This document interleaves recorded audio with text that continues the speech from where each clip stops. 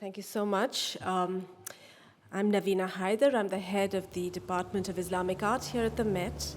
And our department is deeply involved in the art and the culture of the Middle East, among other places. And we are particularly passionate about Iraq, both in the Islamic period as well as the longer story of Iraq.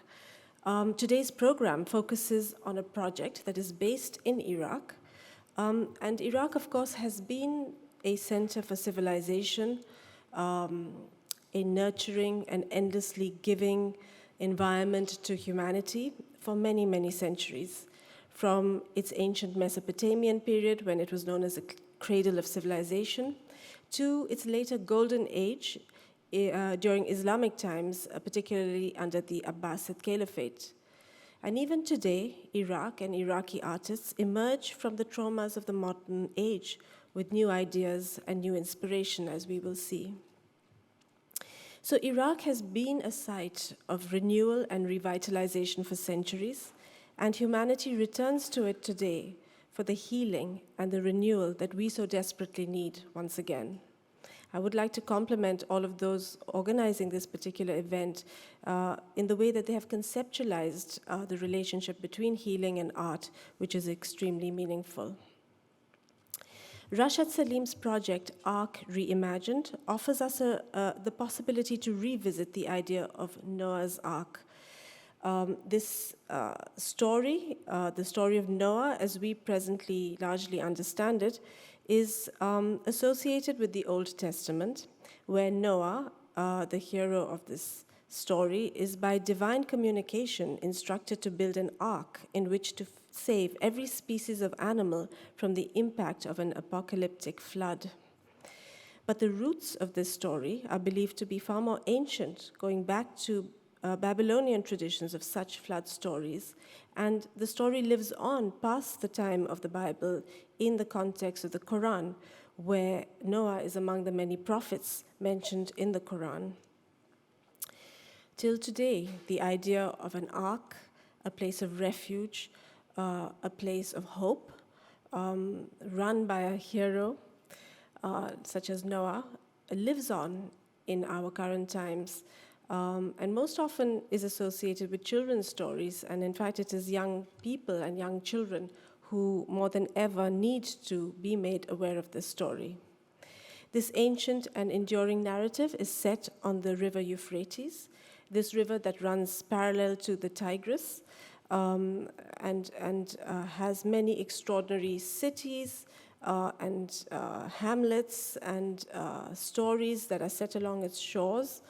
And the film that you're about to see is an introduction to Rashad Salim's Ark Re-Imagined and follows Rashad's incredible journey as he travels from the Tigris-Euphrates rivers in southern Iraq to present his project as the first ever Iraq National Pavilion at the historic Venice Architecture Biennale this year, earlier this year.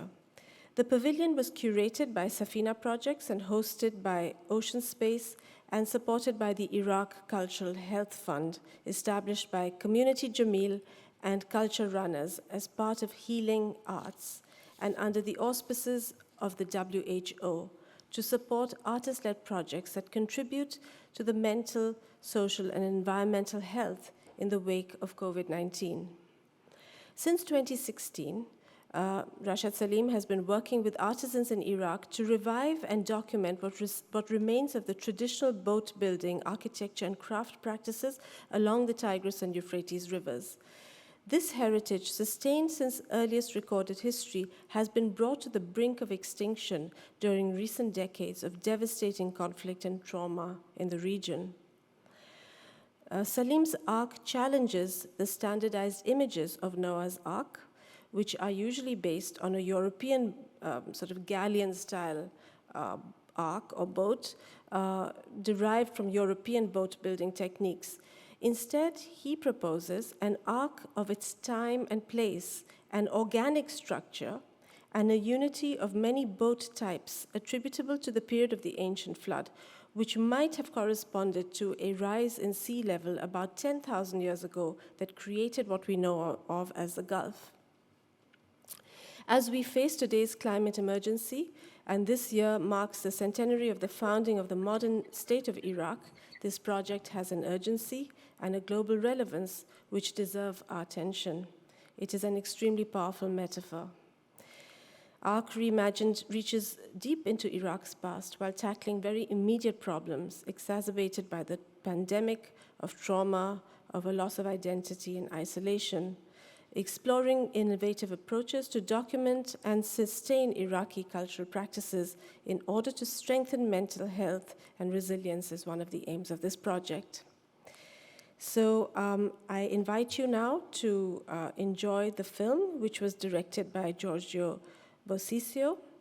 I would like to quote, in conclusion, Christopher Bailey of the WHO, who comments, "Ark Re-Imagined is an example of working with communities on healing, on using art as health intervention. In this case, there are multiple dimensions to the problem. We have a community of people, the Marsh Arabs, who have been facing successive catastrophes over the years, from the intentional draining of their habitat to the expulsion of their people and the loss of traditional knowledge, all of which has contributed to a cultural crisis in that community. The project asks, how can we take this knowledge that has been lost or is on the verge of being lost, and by retraining a new generation in this craft, imagine a kind of conceptual arc, a new hope of how not just to preserve what was on the verge of being lost through successive catastrophes, but to imagine a new place that this craft can carry us to." So it gives me great pleasure again to invite you to see this wonderful film directed by Giorgio Bosisio and featuring the central vision of Rashad Salim and his project Ark Re-Imagined. Thank you.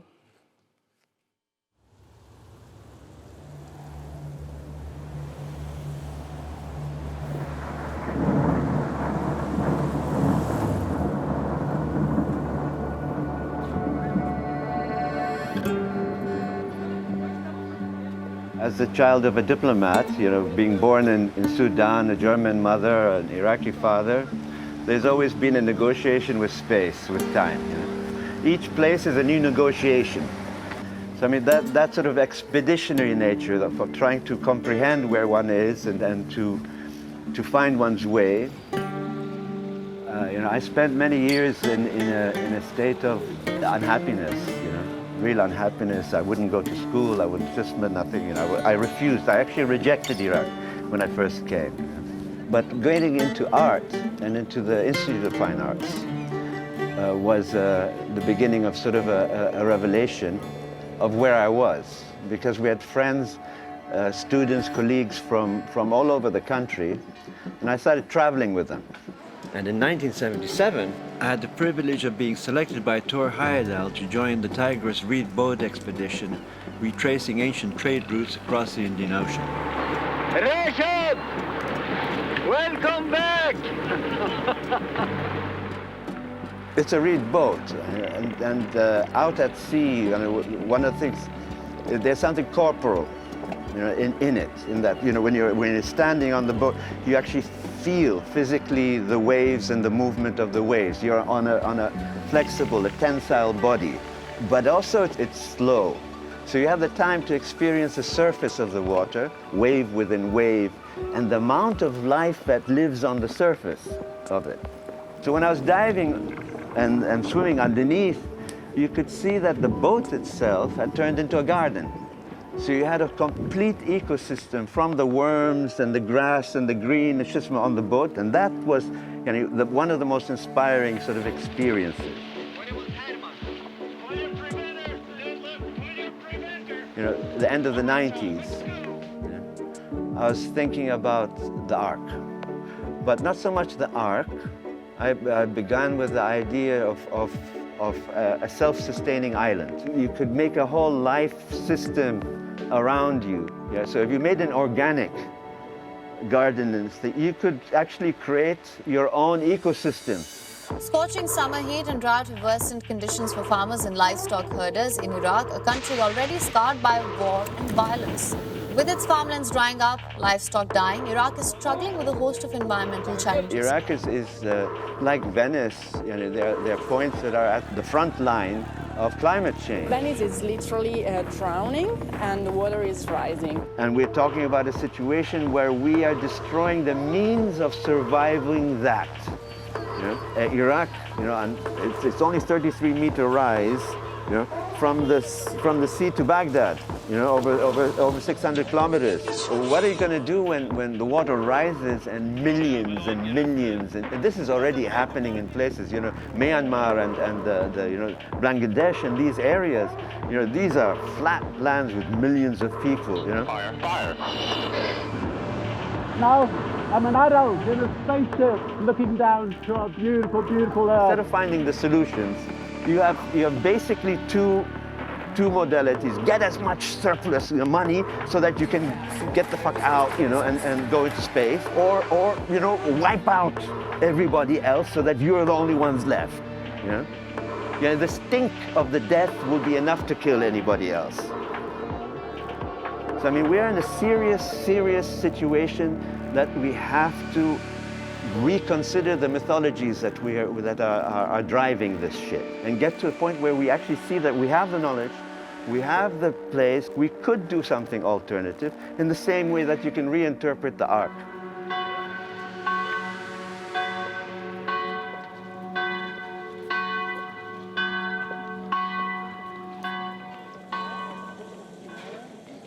One of the biblical stories that I loved as a child was Noah's Ark.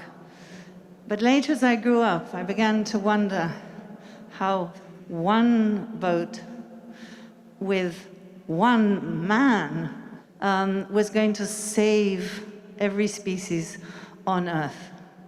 As we've been through this torment of the last few months, I think we've all learned one thing, is that whatever we need to overcome together as a global community. The first mention of the Ark is in the Gilgamesh. And this writing down is 5,000 years at least from the event. And between that writing and us is 5,000 years. And in the 5,000 years from that writing to us, the Akkadians took it from the Sumerians, then the Babylonians took it, and then the Jews took it, and the Christians took it, and each one is interpreting it in their own reality. What I like about the project, what I'm interested about, is to get away from mythology, you know, get away from the written sort of Chinese whispers of time and the identification of it according only to your own identity. So like the Western, you know, Ark is 17th century cog. If an Ark had been built at the time, it would have been built with the material and the techniques of its time and place. In a crisis, and people would use what they have. So that opened up to exploring what material was used. The marshes were probably the source of civilization. Abraham is said to have built a reed hut, and in the story of the flood, in the Gilgamesh, or one of the gods that sort of tells that human beings are going to be eradicated, he speaks of turning the reed hut into an ark. This tradition of boats and the use of reeds in making the boats, the use of organic material, Iraq is very poor in wood. But people who make their boats will have to make it from the material around, and it was reeds. But all these boats, up until the 70s, existed. But they've disappeared, and this is the very first time they've disappeared in Iraq.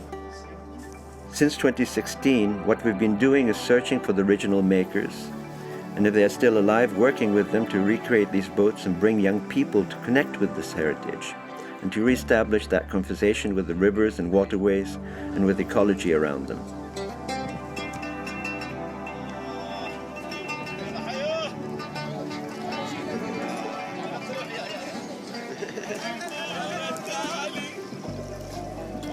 A lot of times people look at cultural heritage and what they think about is archaeology. The idea to the reliquary, and that we have to preserve it and keep it. So because of that, everything was focused on the center, on the temple, where the other people had what they considered holy, the power. But of course, the palace is a place where you gather the material richness, where you understand that history. Yeah? But you don't understand necessarily the periphery that kept the center alive, kept it alive, that built it. You know? Not only that, but that has continued living the way it was living when that was built and destroyed, and it continued living, and then another one was built and destroyed, and it continued living because it's living with the nature. You know? So you can literally go to places in the world where they're still alive, they're still working, but now they're dying. My opinion, the boat belongs to the environment. So yes, if you have precise. the same environment, more or less you find the same solution. These are some of the small boats that I made. And I am sure in Venice it was the same. I believe so. So we have not natural. We have not remains because the reeds disappear. Precisely. I am sure this is the first Venice. Reeds and a boat like that. Venice was born in a small motte, we call motte, and we built some houses with the reeds. The only material we find in the lagoon. There's an alphabet, a universal alphabet of making. All these sort of basic human capacity, technical, agriculture. It wasn't invented in Mesopotamia. It was all over the world. These are all natural extensions of our minds, the inspiration of nature. So there's a universal language of making, but that is engaged with a real environment. There's been a breakage with the urban, with the wars, a loss of the vernacular knowledge of how you actually survive in nature, alone. In the time of the ancient flood, as in any catastrophe, survival depends on cooperation. It's the same now. We need global conversations about vernacular knowledge to understand the way the humans and their local ecologies have relied on each other throughout history, and how that knowledge can help people adapt to the changing climate, to heal and revitalize places that are severely damaged, and to heal minds by rebuilding connections to heritage and place. The Ark Re-Imagined is a memory palace for knowledge that is on the verge of being lost. It's preserving, but it's also revitalizing. Iraq's waterways have been abandoned for decades due to conflict and war. But now, we've got a network of boat clubs beginning, and this can help to bring them back to life again. If this can happen in Iraq, it could happen anywhere. Endangered material cultures all over the world need arts, need oases to sustain them. Vernacular knowledge is a vast treasury that needs to be kept to hand for the future.